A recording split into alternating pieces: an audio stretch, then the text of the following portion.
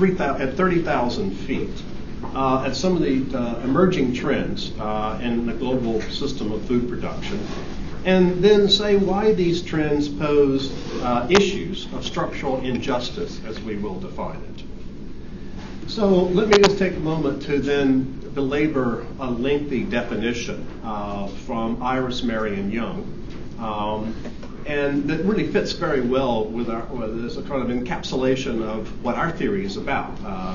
Where it had not been the fact that she just died about a year before this book come to press, we would be emailing her and thanking her, as many of us who have worked in this area would continue to do.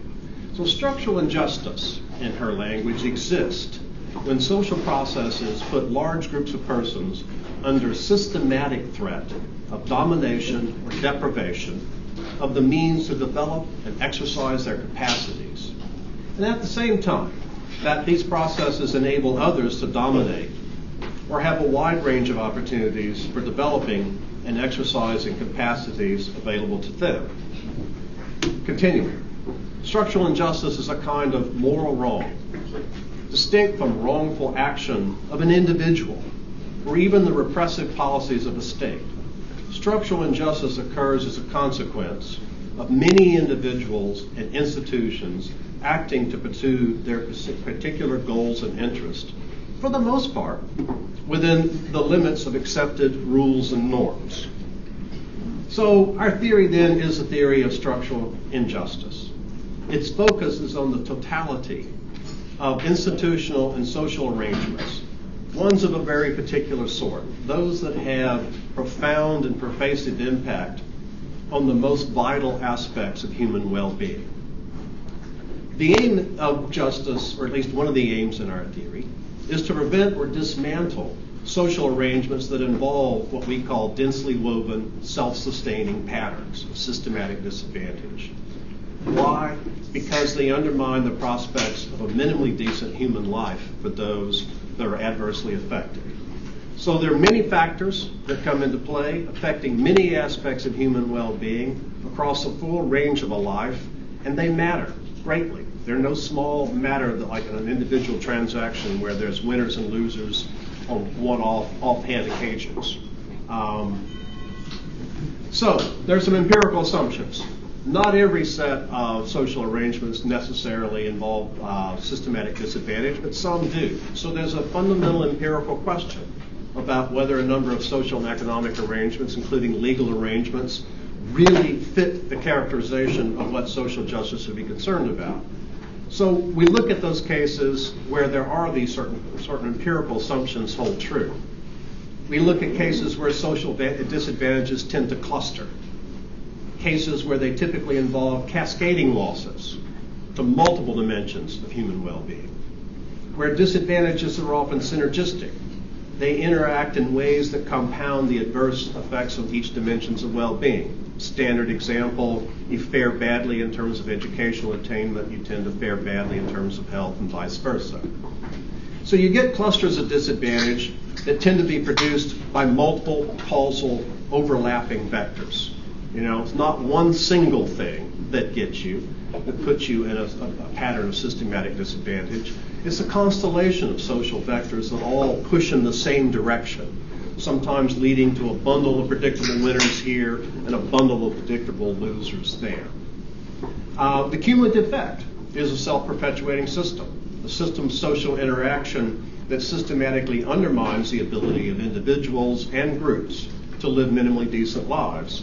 And as the Young definition suggests, it often makes it in fact possible for other groups to fare better. So why then is systematic disadvantage as a system unjust, even if the adverse impact is not something intended, it's not a conspiracy theory, it's not something anybody planned? Why should anyone care as long as you do what you're supposed to do in individual transactions? No harm, no foul, right? Well, I think there are a number of things that are sort of help shape the answer to that kind of question. The consequences of the most pernicious, destructive forms of systematic disadvantage, again, as I say, they're not one-off things. They persist across lifetimes and indeed across generations. They're entrenched. the deprivation is profound. It's no small matter. And the threat of political and economic domination is inherent. Deprivation often leads to domination. People in weak bargaining positions, people who lack power politically, lack power in the marketplace, in every sphere of their life. Deprivation makes it difficult to lead a self-determining life, for individuals and for lesser developed nations. The impact is not only significant and across the lifetime, it's difficult to escape or avoid. Hence the phrase densely woven webs of disadvantage. And they're difficult to escape or avoid, but for hard work, heroic hard work, rare good fortune, or both. So you don't want to make the test of the justice of a set of social arrangements one that says everything is okay as long as it's possible for people through very, very hard work or a rare good fortune to escape the bad consequences. If things are such that sometimes people escape, and then we praise them for getting up by their bootstraps, etc., that's not the right test of the justice of a set of social arrangements, that there's like a small hole at the end of the filter that lets you get out on occasion. And then, romanticize those who win against all odds. So the claim is then that because of all the things I've said about what it means to be systematically disadvantaged, our passive acceptance of the structure of human relationship having such consequences is incompatible with any minimally reasonable ideal of moral equality in which people's concerns count as human beings on a par. It's simply to act as if this set of social arrangements is okay, even if it pushes people below the level of a minimum level of sufficiency on all the important dimensions of well-being. That would be incompatible with a sort of a basic notion of what human beings as human beings require. We can argue about that, and I can elaborate more about that minimally decent life notion if you wish. So what I want to do then is say that there's potential for systematic disadvantage within the emerging global food system. So what I want to do is just very quickly then preview the conclusion I'm going to reach at the very end, so that we'll know where we're going. I want to put together a series of factual claims that suggest that there's a dramatic increase in food insecurity that's present and coming for some of the currently worst off, poorest, most vulnerable nations and their populations. There's an erosion of national sovereignty and a loss of what has become known as food sovereignty, which I'll explain, of lesser development countries. There's a loss of individual ability among the global poor to lead self-determining lives and to meet their own most basic needs. And there's a degradation of significant portions of the human habitat below what is needed to sustain life or to secure healthy levels of biological functioning for future generations. That's in a very quick nutshell, a preview of the kind of claims I want to make that are the inherent tendencies of the multiple causal vectors at force, at work, that shape in important ways the emerging global system of food production and delivery. So, there are problems, and even remotely beginning to think about moral responsibility on a global scale. We live in a world in which we've inherited a certain picture of everybody living in small, contained environments where everybody knows their moral responsibility, know the consequences of their action, and they think they are not affecting anyone. And you think you know what's going on. You think you know your place in the scheme of things, and you're fairly secure that if you do what you're supposed to do and don't harm people in certain predictable ways, then you're living a life that's just. But this model of a small-scale, closed society with really clear, imaginative pathways toward our consequences of our behavior, that's not the world we live in anymore. And increasingly, it's not going to be the world we live in. As individuals, we participate in limited ways, very limited ways, in a vast number of large-scale causal processes. Food, on a global scale, is no better example. Few of us exercise much personal control over these big, large causal processes. Most of us have very modest understanding of the overall processes and the effects of our own action. Let me just underscore this one, including your speaker has, I'm going to make a bunch of empirical claims, but I have very limited causal knowledge. I'm just keeping learning all the time, correcting, reviewing, my assumptions, and I hope some of you will help me make those corrections. We have very limited ability to withdraw our participation in any significant way. Most of us are not going to go out and plant enough food for our existence in our backyard and be self-sufficient and self-contained. We're going to live in a world in which most of what we eat and drink comes from someplace else, and much of it we don't know, and at cost we don't realize, and labor contributions by people we don't understand, and transportation consequences we dimly appreciate. And yet, these are processes from which we benefit, and benefit greatly if we are reasonably privileged in this world. That is, the 10% of the world's population that consume 59%, make up 59% of all the consumption economy, and consume roughly 5 to 6 times the percentage of the sort of world's resources per capita. So we benefit, and our claim is that there's duties imposed upon us beyond mere humanitarian assistance, more than just simply relieving unfortunate people who suffer from famine and things of that sort. And so justice, among its central claims, requirements rather, it requires certain changes in the institutional context in which our individual decisions that I've described, in which we know little about and dimly understand, are made. And so we often think about justice in these single transactions, and we also think about what are our right decisions in this institutional context. So I want to drive home the point that among all the various kinds of solutions that we put forward for ourselves about how to feed ourselves ethically in a just fashion, they're lodged in a deeper context. And it's not enough to do the things that we should do locally to take care of ourselves and be more just in the way we supply ourselves for food. It's also important to change the larger institutional context. So, as I've given this talk various times, I've learned, because my talk is so depressing at the end, and it makes you look like you're helpless and powerless, and not only do you not know what's going on, but you just can't change it. I thought I'd try to get to the sort of bottom line about how some things really do matter, even as I give you this depressing talk. And so I'm going to think about the feasible moral responses at the front end rather than sort of at the rear end, so that maybe I'll take the edge off the depression factor. So what are the things that are out there that people think about as to how to deal with ethical food at this juncture? Well, one solution, of course, is a personal consumer-driven focus. Aim for organics, animal protein alternatives, fair trade goods. Informed, ethically, socially conscious food consumption. Marketplace solutions. Totally individual focus. A more institutional focus that comes from local bottom-up sources. Participation in farmers markets, CSAs, a shift to the so-called locavore lifestyle.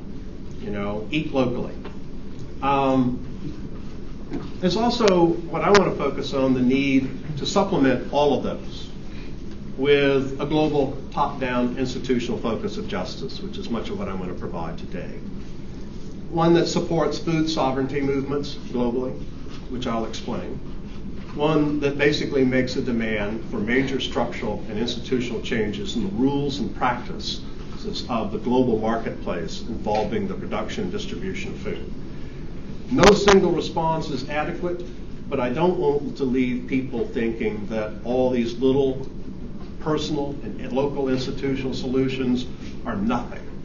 They are important, they change in many ways, even if in the meantime only around the margin, and even if there's a collective action problem so that your small contributions don't seem to make much difference for a bit.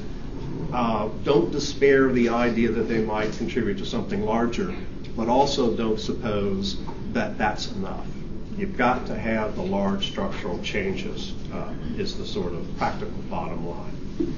So what I'm going to do then in the largest part of my talk, so I'm going to stop and count my minutes here since I started late, is I'm going to do this sort of quick windshield survey of the global system as it's emerged.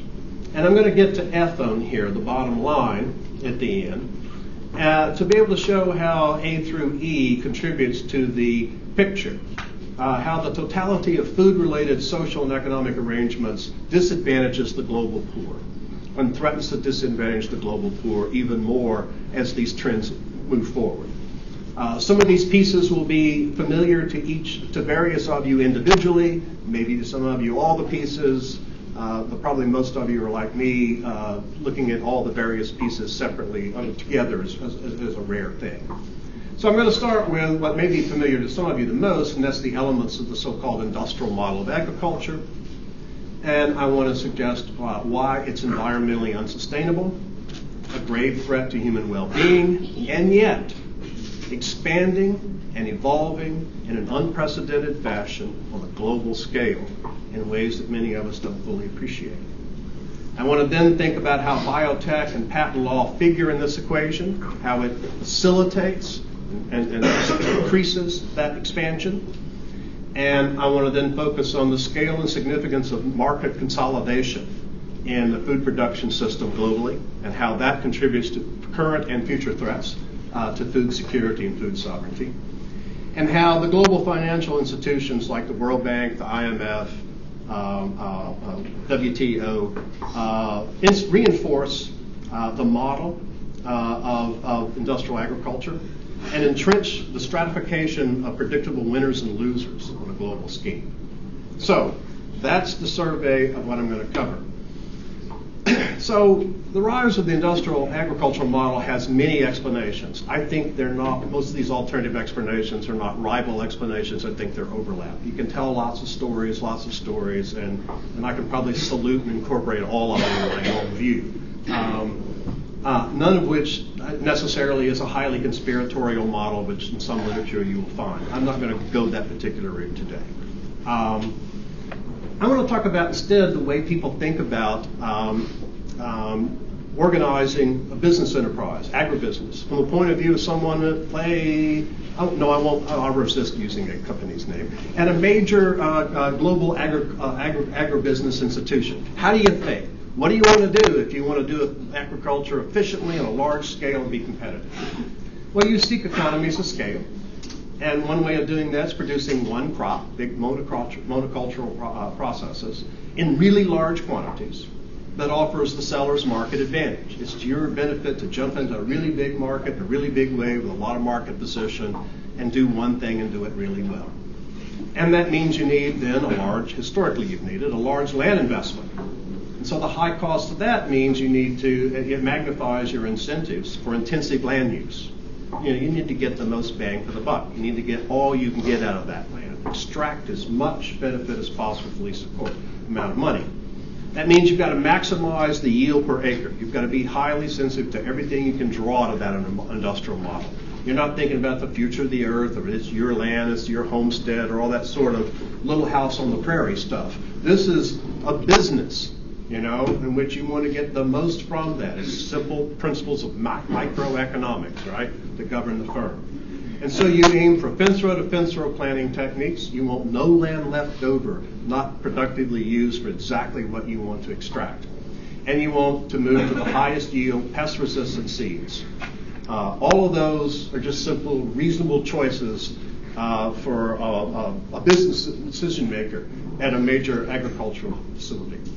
Well, that means that we go against the historical idea of crop rotation. We reject the idea of land not dedicated to the particular cash crops. We've got to maximize profit margins, and these are simply not compatible goals, at least in the near to medium term. Maybe you can argue that in the long run, even from a business model, it's a bad idea. But, there's not an awful lot of long-term thinking that dominates business models in any sector of the economy. So, sure, you could make that argument that it's in this long run self-defeating. That doesn't have much purchase. It doesn't have much to do with the reality of decision-making in business. So you move for continuous planting of single crop. What happens? It disrupts the agronomic cycle of decomposition of crop residue. It impedes the natural process of new soil formation and soil rejuvenation. It accelerates nutrient loss, and that increases the need for nitrogen and other fertilizers to compensate for soil that is now nutrient depleted and is not replaced. So, what's the scale of this problem? soil overdraft, as it's sometimes called. Well, 1/3 of the topsoil of the world has disappeared since the beginning of the 20th century, mostly due to agriculture and agriculture-related deforestation. 20 to 30% of that figure has been from 61 to 91 alone. Global rates of decline vary. Depletion estimates from Iowa, from the state agricultural board, which is very conservative in their estimates, is that we're depleting soil production at a rate 12 times the pace of soil replenishment, new soil creation. And in China, the most recent World Bank estimates that it's 57 to 1. We're depleting at a rate 57 times faster than we're replacing. That's not a sustainable scheme. You always think about dirt, and hence my phrase, dirt poor before. It's like, that's always around. You're not losing dirt, are you? Well, we are. We're actually losing dirt on a global scale. And it's an amazing and under discussed problem. What are the causes? I could break down some of the stats on that. Overgrazing, chemically intensive agriculture, deforestation to create new farmland, urban sprawl from rural migration, mostly as a consequence of the industrial agricultural model that needs fewer workers. Water resource implications. Well, the water demands are much greater with hybrids and with nitrogen fertilizer and other fertilizers. Only about 15% of nitrogen fertilizers, for example, go to the crops, and too much is toxic. So large quantities of water are needed for proper nutrient delivery. Way more water than you would need for any other form of agriculture that didn't require this stuff. The remainder of that water becomes runoff, leading to freshwater pollution. It's the greatest single freshwater pollution source in the United States and many other countries, and ocean dead zones, which many of you may know of.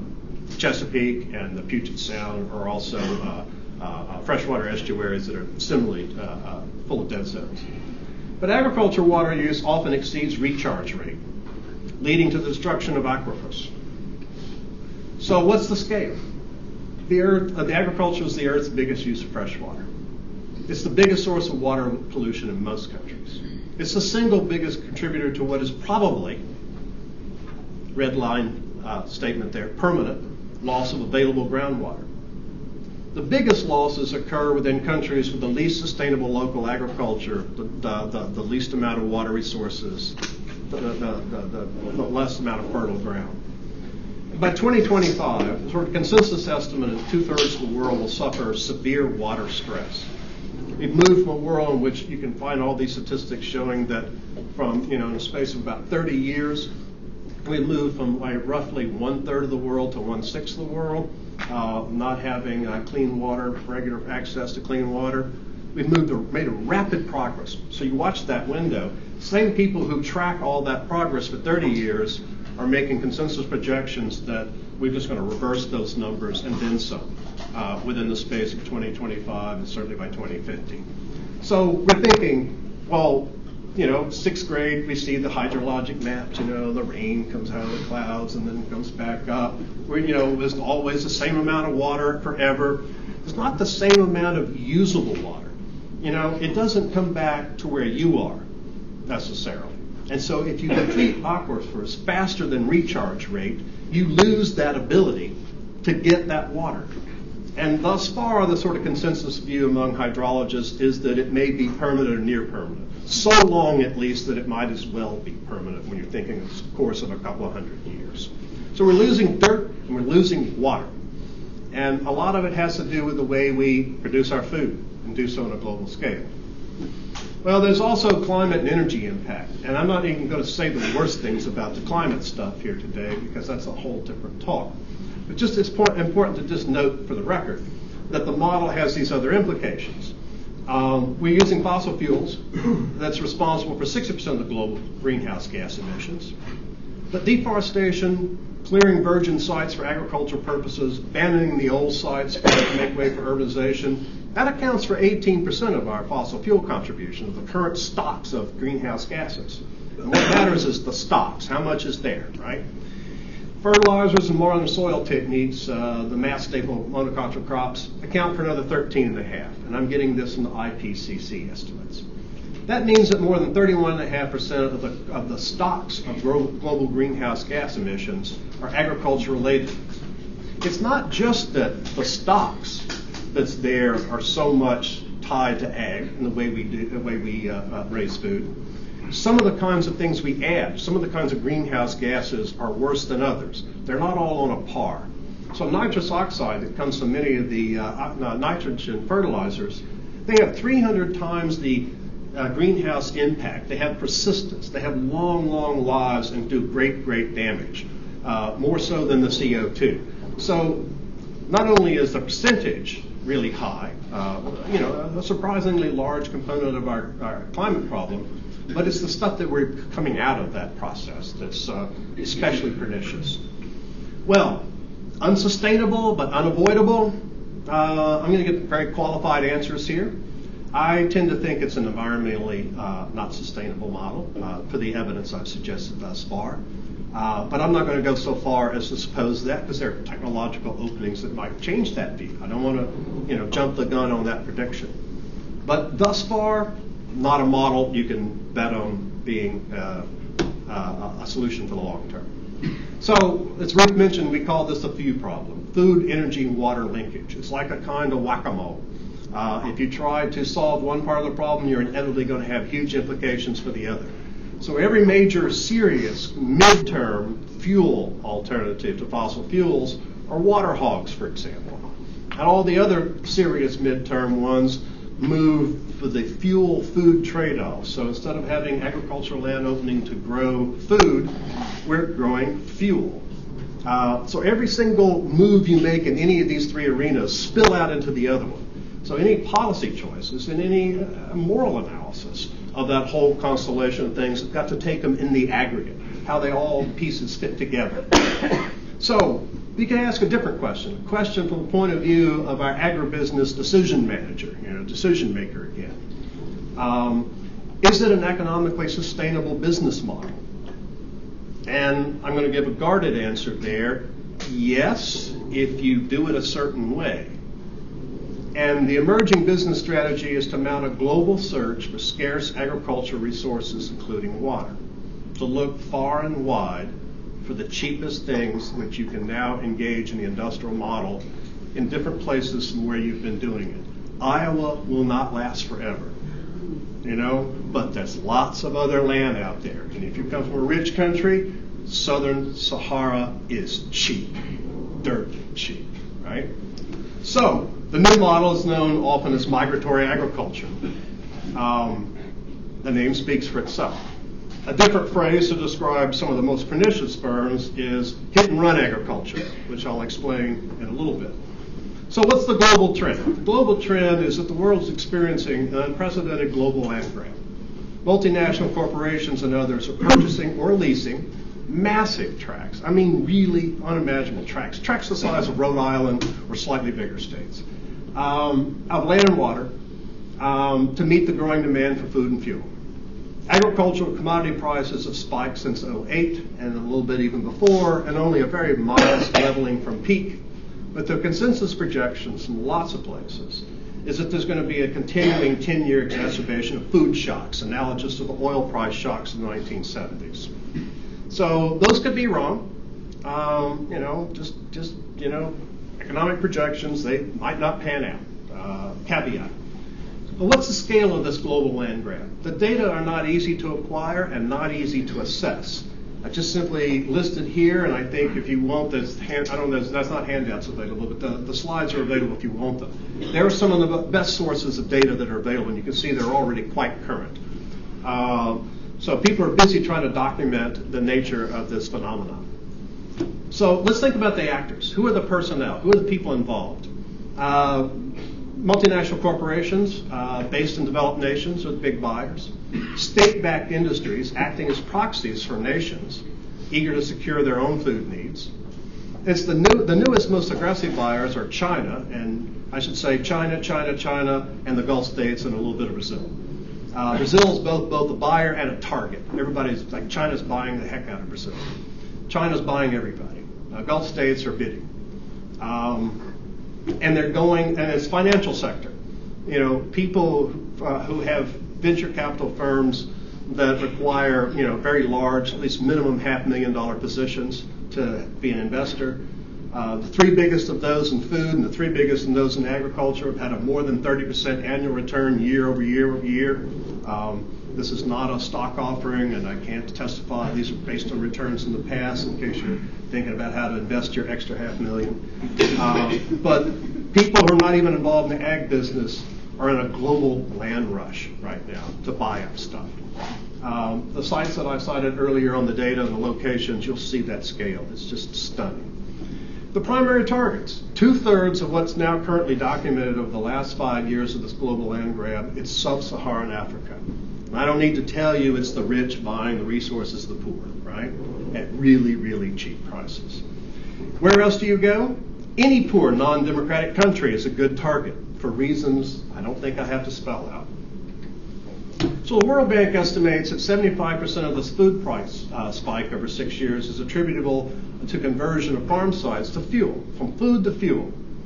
The burden on the global poor, for whom food is 50 to 80% of household budgets, is huge with these price spikes. Our bread may go up a little bit, our gasoline may go a little bit, but when food's 50 to 80% of your budget, just a small uptick is just devastating for all the people in the world who live under $2 a day.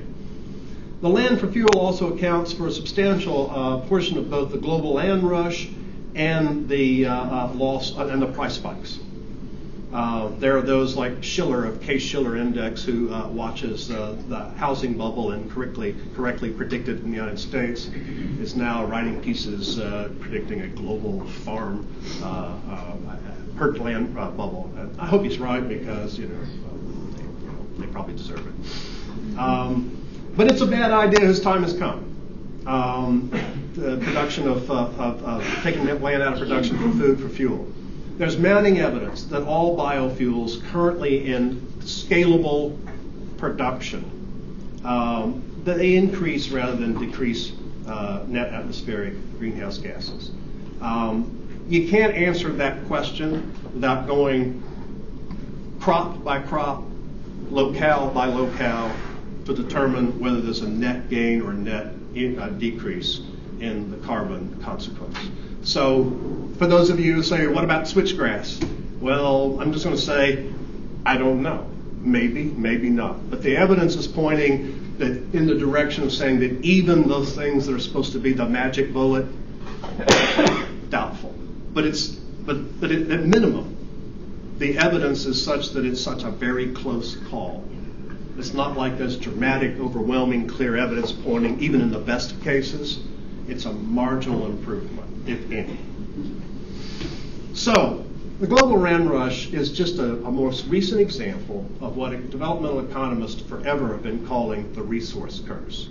And it's a phenomenon demonstrated over and over and over again that some of the countries in the world that are poor and yet are rich in natural resources tend to fare much worse than countries that are poor and not blessed by those resources. That seems counterintuitive. If you want to read a great summary of the current evidence, look at Paul Collier's The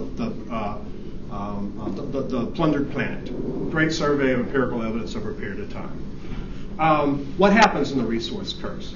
Developing nations are starved for economic development. They're willing to say yes to just about any kind of external investment at almost any cost.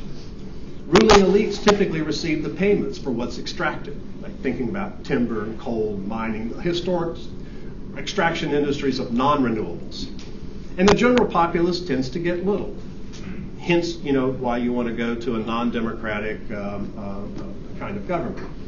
The large profit lies in the manufactured processed goods from elsewhere, not in the raw materials. That's just a market phenomenon across every market sector. Money is to be made in the value added, the fabrication, not in the sort of the raw material sector. Extractive industries tend to be locally economically unsustainable beyond the very near term. Like mining and timber extraction, modern industrial ag, particularly when it's in the sort of what I call hit and run ag, leaves behind environmental degradation, little long-term benefit economically, and almost none of that benefit for the poor, and it leaves vastly diminished resources for the future. So, what's the further impact on the global poor of the resource curse in general, or of the particular new version, which I call the new non-renewables, dirt and water? It fosters government corruption, enriches and entrenches insular ruling elites. It frustrates democratization, accountability. It incentivizes further, as if more were needed, for political repression. It often increases short-term per capita GDP, gross domestic product. That's a measure of the country's aggregate economic activity. But it often, at the same time, lowers per capita GNP, which is a measure of gross national product, which accounts how much of that economic activity stays in and benefits the country. So governmental, international development policies are aimed toward maximizing as fast as possible GDP. One of the ways of doing this is loading those countries up with export crops and extractive industries that maximizes GDP. Lots of stuff goes on in country X, but all the money goes out the back door to country Y. So GDP goes up, success. But the money goes out the door, GNP goes down. So what do? We measure GDP, not GNP. We're measuring for one thing. Joe Stiglitz used to be World Bank guy, he says there's a great dissertation to be had there as to why economists suddenly move from GNP to GDP, when there's so many reasons why counting GDP is not a good measure of how people are doing in a particular nation. So it also it crowds out subsistence farming. It undermines individual and household food security. It raises food prices for those least able to bear them. It undermines long-term food security for a nation, food sovereignty. So that's the industrial model. That's what's been happening. Here comes the land grab, adds on to it, global struggle for resources, historical winners, making sure they're going to win again in the future, historical losers poised to lose once again. Add on to this the biotech revolution. And this is not a chronological thing. These are all actually happening all at once. So don't think all one thing was happening and then the next thing, layers on.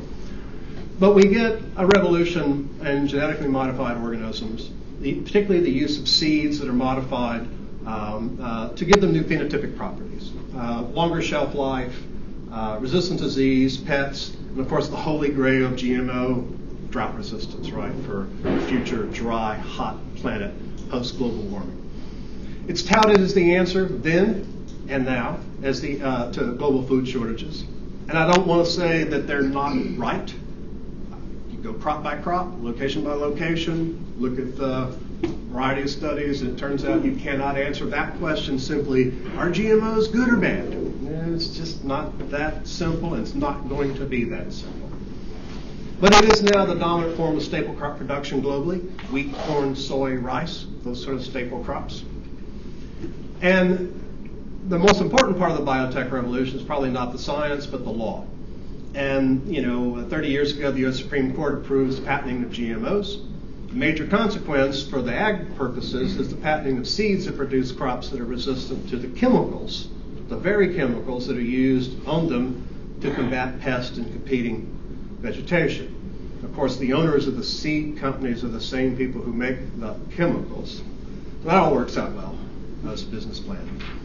And then exclusive legal rights follow the gene, whether it's producing the seeds that are acquired from the seller, or I should say the vendor, or blown by the wind over into your land, or whether it's cross-fertilization with other local varieties. Now, I say that, and I'm not just speaking about the United States, the law on patent stuff is pretty much following a uniform global model of development. And it is because, for reasons I'll describe later, the way trade rules work, that almost everybody has to become an American in terms of their patent law. So the Americanization of patent law globally is another extraordinary phenomenon in itself. Enforcement globally of patent law is vigorous by the large corporations, really vigorous, aggressive, with monitors and scouts by air and by land and snitches and forms of bounties to find if someone's got these misbegotten seeds in their hands, right? In most parts of the world where farmers have the legal burden of protecting their own land against accidental gene invasion or be threatened by cost-prohibitive lawsuits, threatened by action. Well, huge implications for crop biodiversity. It drives out conventional farming techniques, adding to the uniformity of crop species that are in widespread global production. There's a direct threat also, obviously, to the crossbreeding. And then the use of universal herbicides adds another layer to the biodiversity problem, because it kills off every living thing, including other food crops, not containing the patented protective gene. So this all folds into a problem we've got, and that is that 97% of the world's vegetable species in existence around 1900 are extinct. We have a small number of potatoes, a small number of tomatoes, small number of everything. That's not good news. We're putting all of our eggs in genetic eggs in fewer baskets. It doesn't take a long explanation to suggest why that's not smart as an overall set of social policies. It makes us all more vulnerable to catastrophic losses from some possible resurgence of pests and diseases.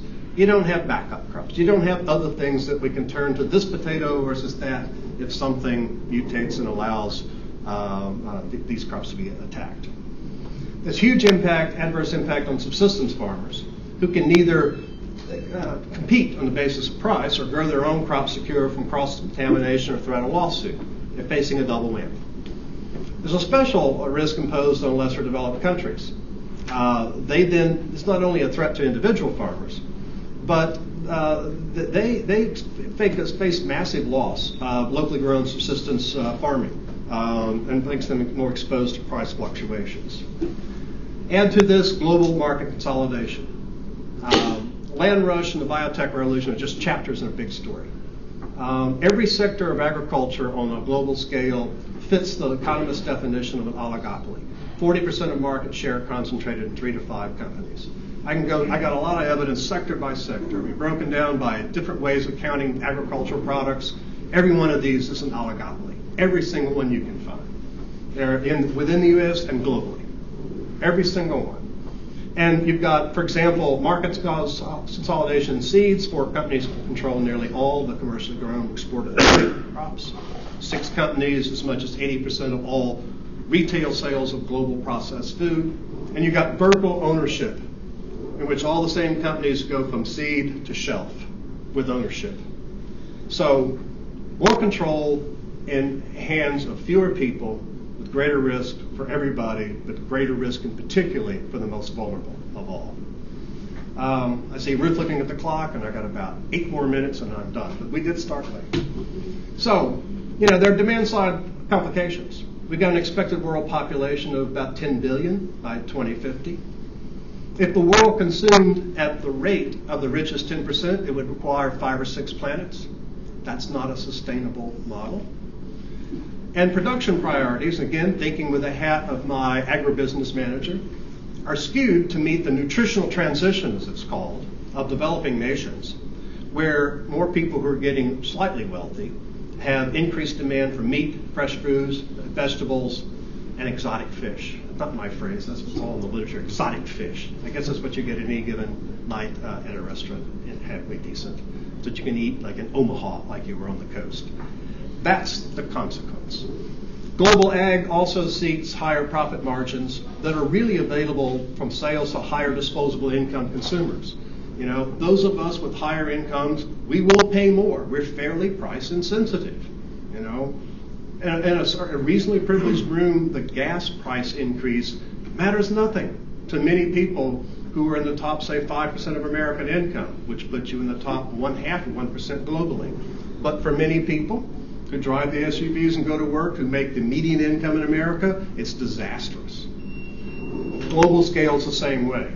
You can have huge price increases. The market will bear it. So you want to sell to high-end consumers. And you want to sell processed foods.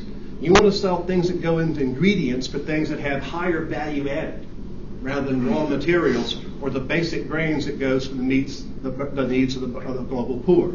So everything in a market incentive from a reasonably smart, prudent, rational decision maker in agribusiness leads you to do a whole bunch of things that on their own don't seem like a terribly bad strategy. But the impact is huge on the most vulnerable people on earth. So, to take a phrase from Dumb and Dumber, one of my favorite really juvenile movies. What could possibly go wrong? You know, I don't even think I have to say much about that.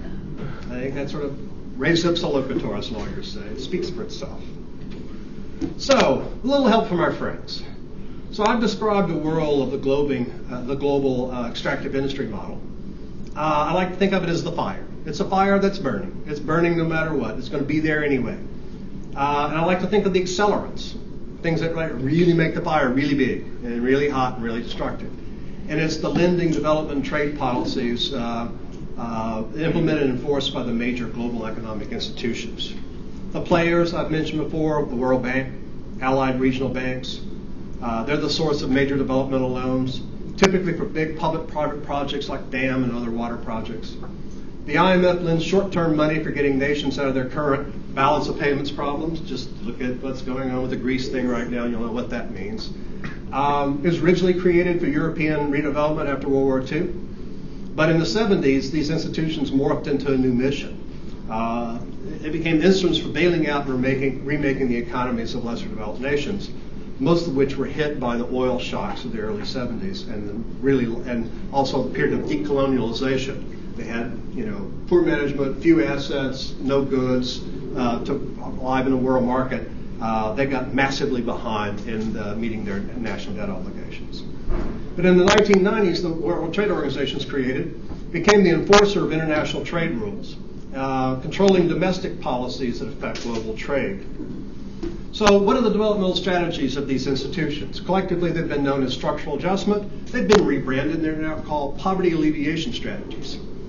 They're the same strategies, though. They include trade liberalization, meant to remove all trade barriers, including protective tariffs for local agricultural products, in-state subsidies for all local industries, including, say, the milk or the wheat product of that country, compel the repeal of domestic laws that limit foreign investment and acquisitions, namely get rid of laws that we have in this country preventing, China or whatever, taking over everything, right? Deregulation, eliminate or scale back consumer, environmental, and worker protections. Privatization, selling off all the state-owned assets and industries, typically to institutionally designated purchasers, and I mean by that ones that are designated by the IMF, the World Bank, as the purchasers with the right credentials to buy at prices that are typically favorable to foreign buyers and local elites, a term that Joe Stiglitz calls asset stripping. And if you want to look at one of the classic examples of that, you can look at one of his chapters of a couple of his books where he talks about how the market transition was made in Russia and why people became billionaires. It's not because of entrepreneurial zeal and the free market forces being unleashed. It had to do with being a friend of Yeltsin, who was a friend of Clinton, and that made things go really well. Stiglitz's account is wonderful, and it's replicated. Loan conditionalities, no loan unless you agree to these changes. And the IMF and the World Bank work together in what's called cross-conditional requirements. They're the lenders of last resort. They're the only game in town when you get in trouble. So take it or leave it deal. And as Greeks know, it's a austere, harsh medicine. Typical impact on agriculture, wholesale conversion to one or very few export crops. It's fashion efficient as a way to increase GDP. Lesser developed nations are required to remove all agricultural and subsidies, while the U.S. and the EU retain theirs under existing but soon to expire WTO rules. Heavily subsidized ag imports from the EU and the U.S. that flood the markets at prices less than domestic production. Local economies are left defenseless. Food production for domestic needs withers, and when that withers, they're more vulnerable to global food price fluctuations of the sort we've described. Nations become more vulnerable not only for food, but economically in general, because they now have a narrower base of export crops. It leaves them more exposed to global commodity prices. So that's what economists call a vicious circle here. You lack a diversified export portfolio, you suffer a new round of balance of payment problems when you get hit by commodity prices for your one export, and then you end up back in the same boat that the IMF is there to help you out. So, drawing to a conclusion, Those nations and firms with very large head start in the global competition are building unprecedented economic advantages, creating for themselves new sources of wealth and a hedge against food scarcity. Developed nations and multinational corporations purchase on the cheap the long-term critical food resources from the very people who already live at the margin of existence. And the corporations with greater economic and political power drive out of production competing native crop species, destroy the environment on which life itself and local subsistence agriculture depend. There are multiple causal forces that make the global poor more vulnerable to food price shocks and more likely to face food scarcity and starvation. The global poor also experience a loss in the basis for leading individually self-determining lives, free from the domination of powerful and external economic and political forces. Global economic institutions simply help maintain the trade advantages of the developed nations, and they undermine the food sovereignty of the lesser developed nations. They undermine political sovereignty in general, especially when the IMF and the World Bank come into play and tell them to pass various laws that Democrats and Republicans in this country debate whether should be applicable here. That means on a world scale, Republicans win, Democrats lose. So everyone's is invulnerable to concentration of decision making in the hands of an increasingly global and vertically integrated set of monopolies. The poor only more so. So that's the short story, short depressing story, but remember to go to your food co-op this weekend and do all the right things the best you can and make those contribute, because maybe in some way, some measure, they do matter. So don't despair.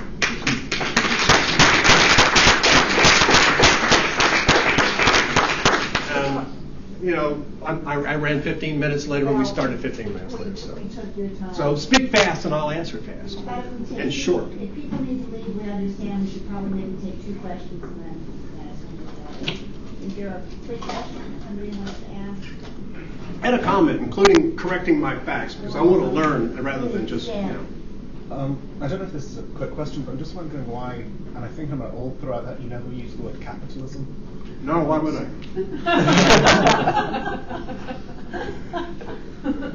It seems like it's all the result of the global system of capitalism. It is, but there's so many models of capitalism, and it's I weary of thinking about capitalism, socialism. The question for me is like which markets matter and why, what things ought to be sold and not, and under what context and under what circumstances. And so I don't have any in principle objection to capitalist acts between consenting adults. But I do have worries about the iterated effects of a variety of ways of concentrating capital. And truthfully, some of the people who ought to be the most concerned about the things I've said today are the people who truly believe in free markets. They don't like asymmetry of information. They don't like oligopolies. They don't like vertical integration because they're fundamentally antithetical to the theoretical model of classical economic theory, in which, in fact, market equilibrium is achieved and benefits diffuse widely only because you don't have those market anomalies. So you can have an anti-capitalist critique out of my story, and you can have a critique out of this that says, gee, for those of us who really love capitalism, this really sucks, right? Yeah. So this is a very convincing picture of a densely woven systemic phenomenon, and the perhaps only bright side of that is if you could find one factor that you could really leverage, then the system might all work the other way.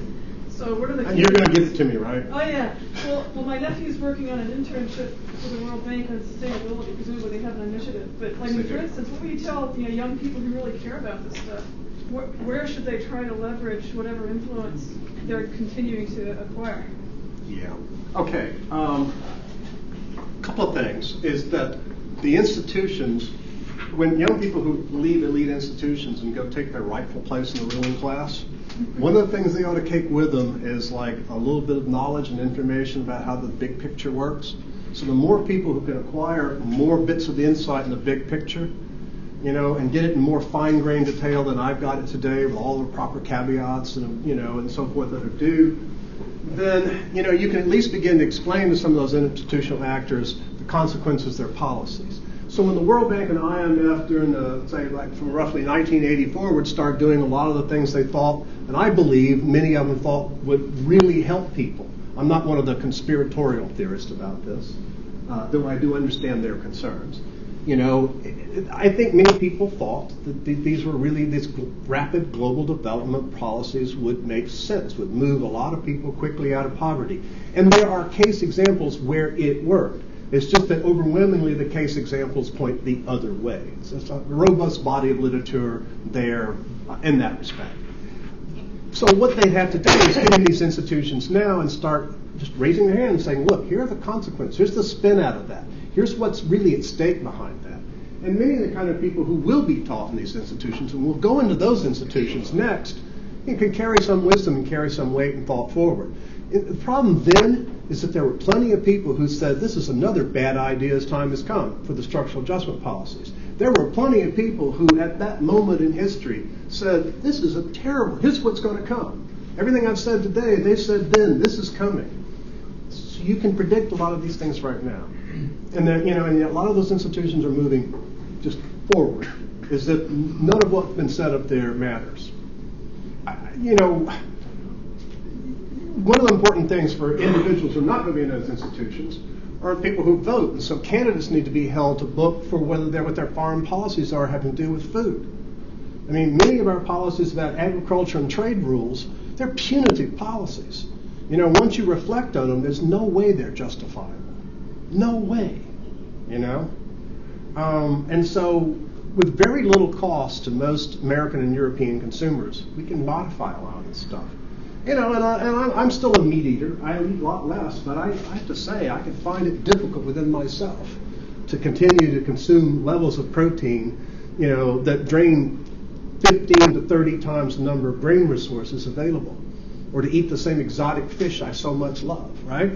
It's just, there's a number of behavioral things to change, there's local institutional things to change, but the broader picture, I don't know where that one thing would be. I suspect there is no fulcrum, there is no Archimedean point in this story, because it is a constellation of overlapping factors. If you could find one cord to pull in the parachute, fabulous. I'd love to hear about it. It's not easy. There's just too many cords. They all pull in the same direction, right? That's the difficulty. So anybody who wants to work on it has got to be content to work on a piece of the problem, and then think broadly about how it spills over to the other pieces, because they're all connected. All the threads, to switch my metaphors, are connected. I think with that, we just do need to stop. So we will thank Madison. Please send me an email if you've got questions or information I need to know. Powersm@georgetown.edu.